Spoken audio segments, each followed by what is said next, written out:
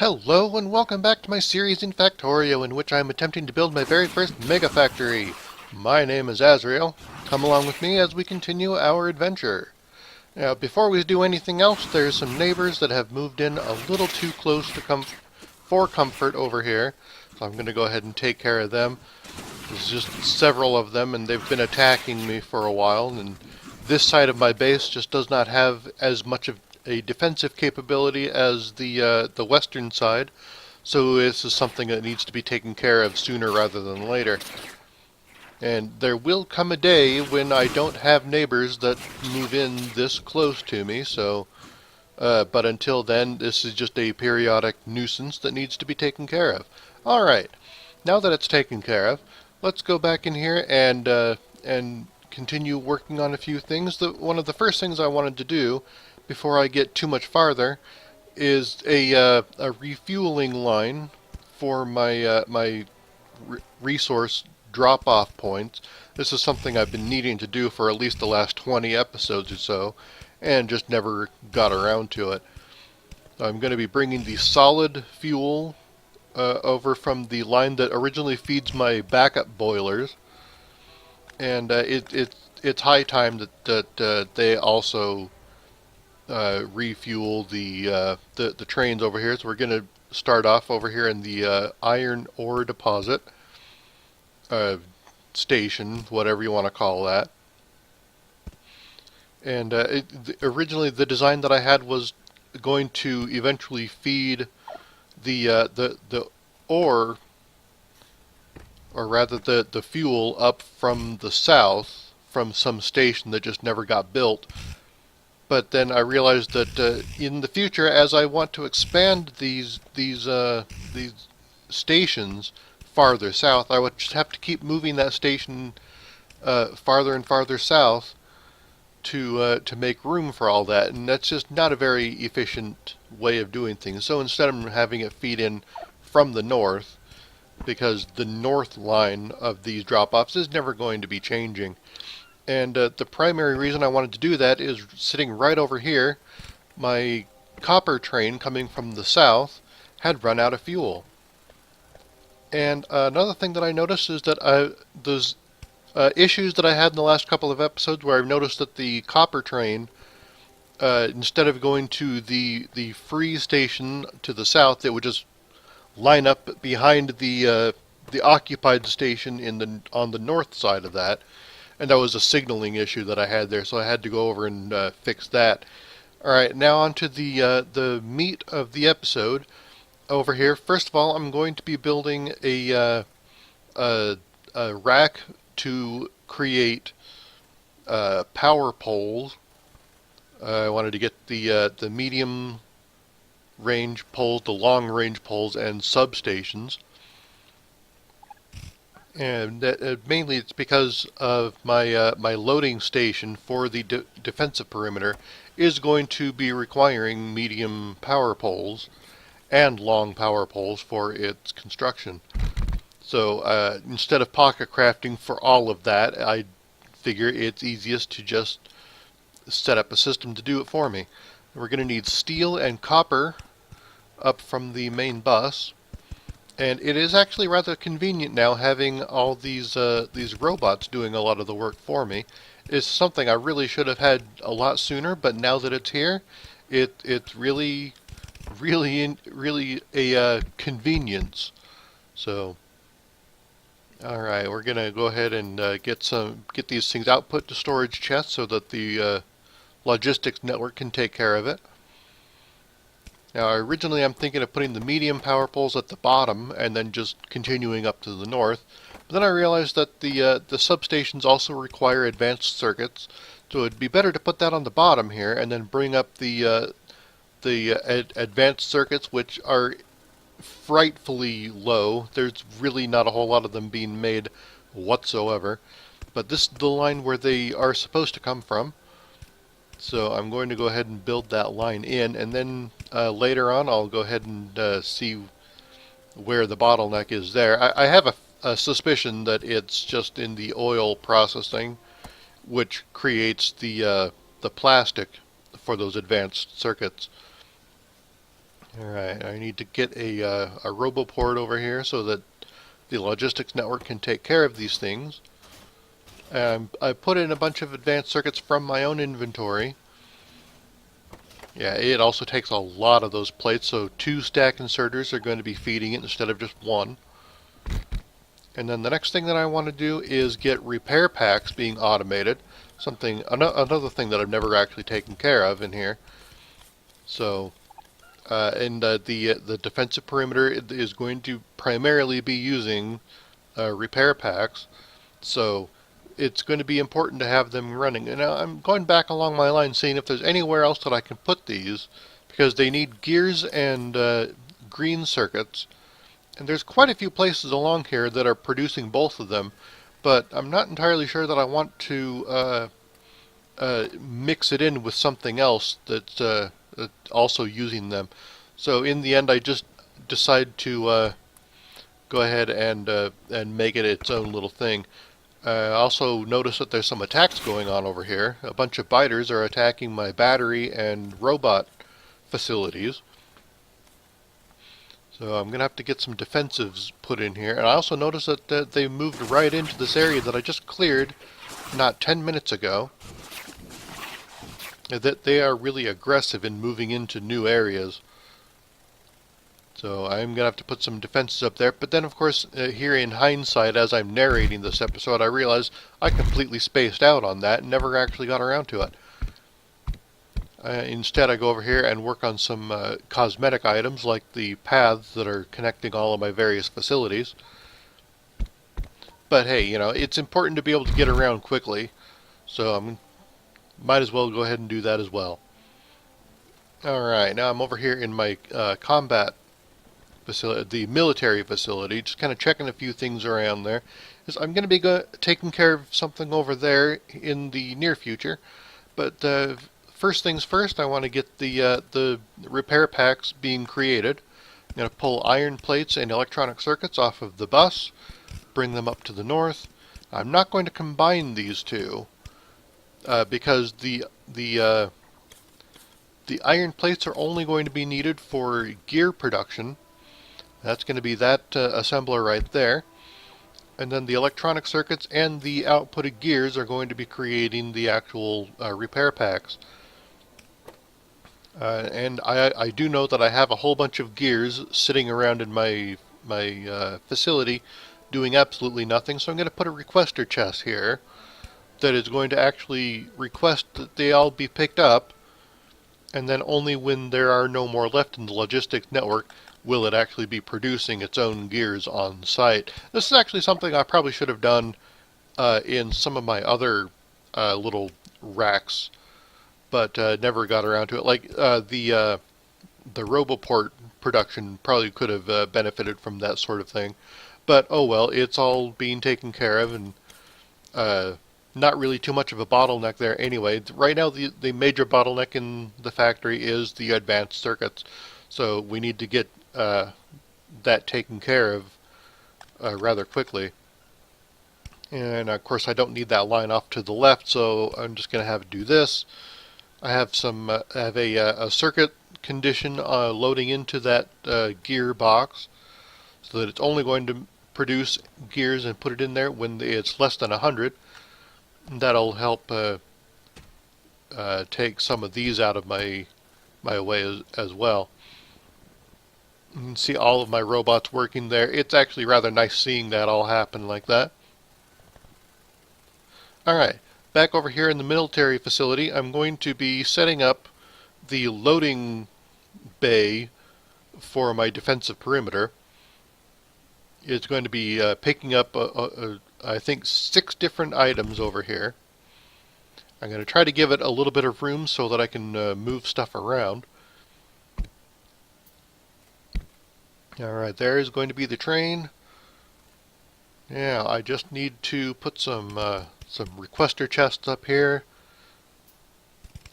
I want to have one box dedicated to each item that it's going to need. That way I can make changes to just individual things, instead of just having everything put into one box. One box might bottleneck things just a little bit as it tries to load everything onto the train. This way, I have 6 different things loading 6 different items. So, and of course, a 7th for the actual fuel for the train, because I don't need it running out of fuel like the copper train did earlier. Alright, get everything powered up over here. And now I just need to extend the robot network over here, and I'm going to pick up some of these newly created roboports, which are really bottlenecking because of the advanced circuits. And one thing that I actually forgot, because I've never really automated roboport production, is that they only stack up to 5. I thought they stacked to like 10 or something. But ultimately it's not really that important. I forgot to put some limiters over here on my my power pole production, because otherwise it's just going to continuously eat up all of my steel plates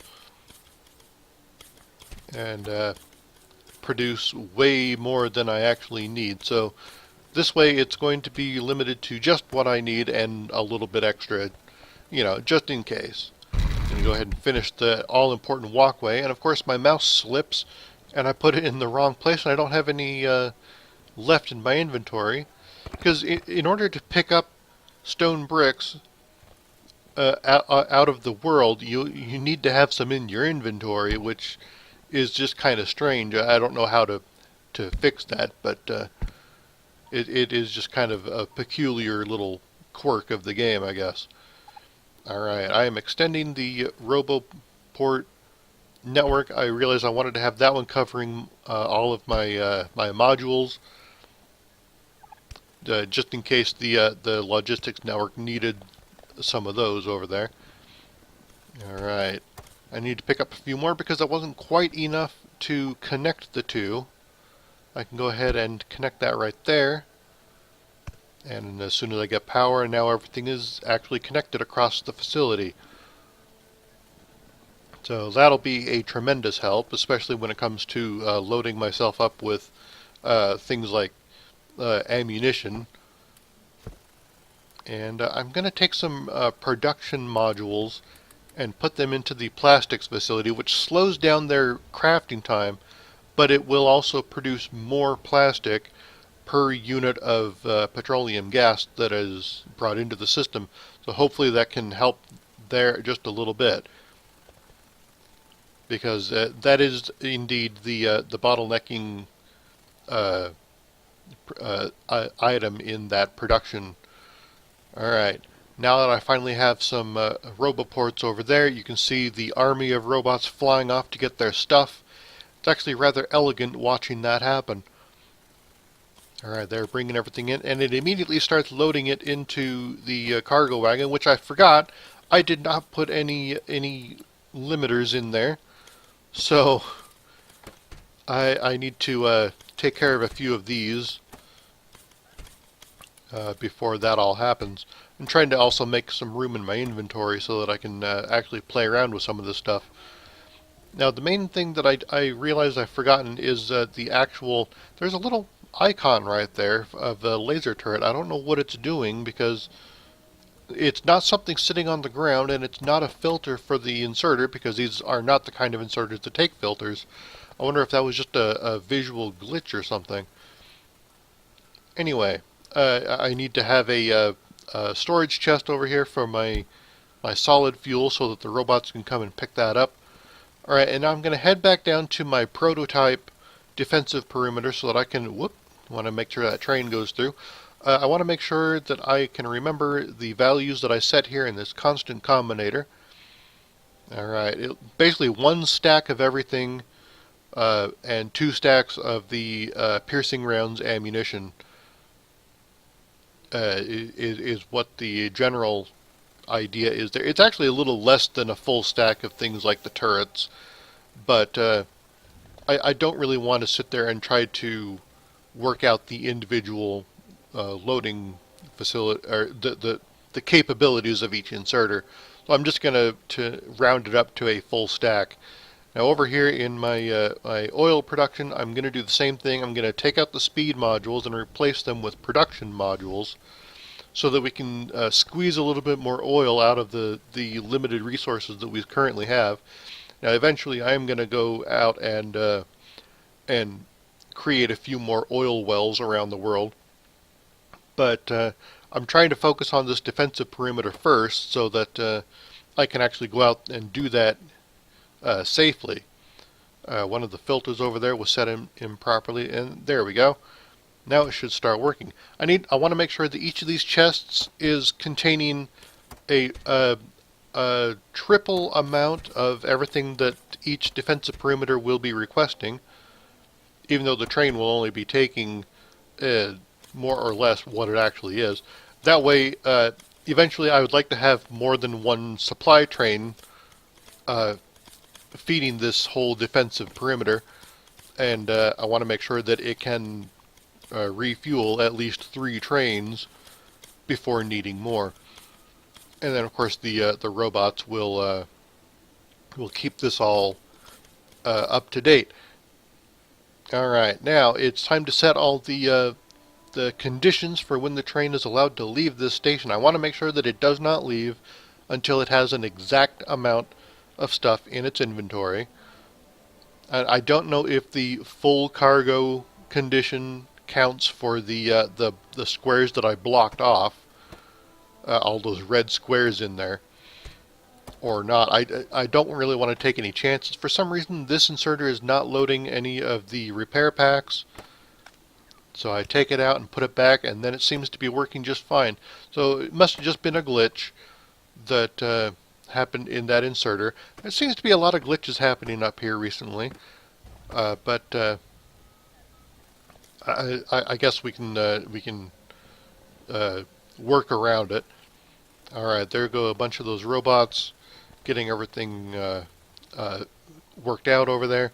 All right, now I'm going to go down here to my oil processing and work out a few things, trying to get as much petroleum gas into the system as possible. I want to make sure that the lubricant from heavy oil only operates when it gets down to a certain amount, so it's not just constantly converting all my heavy oil, because my heavy oil can be better used cracked into light oil, which is then cracked into the petroleum gas. Every little bit counts when you're running low. And I'm going to do the same concept over here, where I'm using production modules to boost the output based on the limited amount that I've got. I'm going to fix a little bit of the flow over there off of the master bus, so that those the module facility can use a little bit more. I don't need it for the solid fuel because there's plenty of that going through the system already. My hackneyed little overflow box system over there, it's full and then some. Alright, everything, it's just such a small amount of petroleum gas flowing through those pipes. I'm wondering if I could add like a pump somewhere to improve the flow, but I just don't think it's going to help. You can see in the meantime all of my refineries were firing, so that might be a good thing, showing that there's a little bit more processed oil entering into the system. And I'm going to add some ammunition to my my logistics inventory. I still haven't set up any of those defenses over there. The main thing that I'm thinking about doing over here is just going production module crazy in my circuit facility. And add production modules to all of my advanced circuit assembly machines. And of course, since they can use 4 modules apiece instead of 2, I go through my inventory of production modules rather quickly. But I've got some more up there. Now, that does bring production speed to a near standstill, but I'm going to then bolster some of that with some beacons. I don't have enough in my inventory to make a whole lot of beacons, because once again the advanced circuits are really low. I could just pull some off the master bus over there. There's a whole section of them just not doing anything, but maybe I'll get around to that in the next episode or so. In order to put beacons down here, I'm going to need to get rid of these substations. And that means, of course, putting medium power poles throughout the whole area so that that situation that's happening right there won't happen. But it did happen. Anyway, that was just poor planning on my part. But anyway, I take the whole thing offline for a moment there. But there we go. That works pretty well. I'm going to put down some beacons, making sure that they are staggered by one tile. You don't want to have them perfectly lined up with the assembly machines. That way you get a little bit more overlap. You can actually have more beacons affecting more assembly machines in the space you have. And that is all the time we have for today. So I want to thank you very much for tuning in. My name is Azrael. Never stop building.